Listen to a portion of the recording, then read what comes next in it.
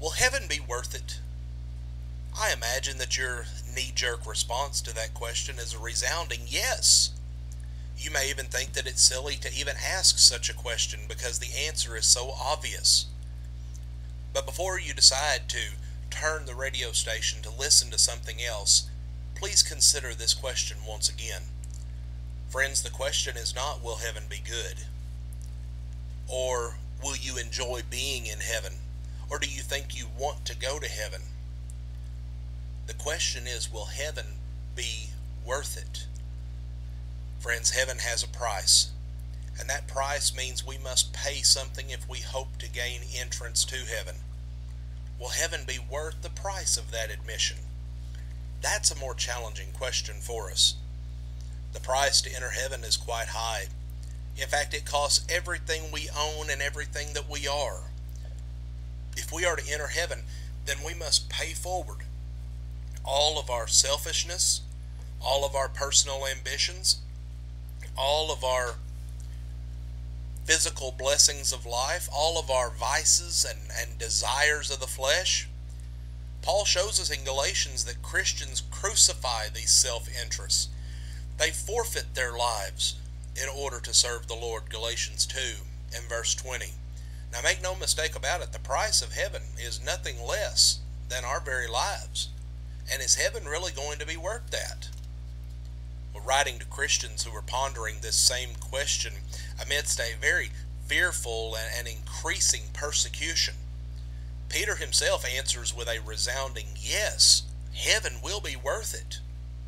He writes, "Blessed be the God and Father of our Lord Jesus Christ, who according to his great mercy has caused us to be born again to a living hope through the resurrection of Jesus Christ from the dead, to obtain an inheritance imperishable and undefiled, and will not fade away, reserved for you in heaven." 1 Peter 1, 3 and 4. Heaven will be worth it because it will be imperishable. To perish means to decay or to pass away. And we may rightly make the point that heaven will be a happy and joy-filled place. And the assurances concerning the joy of our spiritual home are well documented. Hebrews describes it as a place of rest. Revelation describes it in what seems to be a reinvented Garden of Eden type location. Romans simply and very profoundly speaks of being glorified. Though Peter's purpose here is not to add to the list of joys, but to assure us that those joys are never going to decay. Heaven is eternal. It's going to last forever. We do not pay our lives in order to get hundreds of years, thousands of years, even millions of years with God. We pay the rest of our lives on earth in order to get God forever. And that's a bargain. How many years do you have left in this life? Are they more valuable to you than eternity? Yes, heaven will be worth it. But also heaven will be worth it because it is undefiled.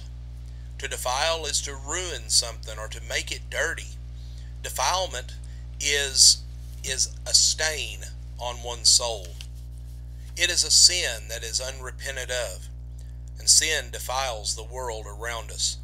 We look around and we see sin is the ultimate culprit behind the things that go on in this life.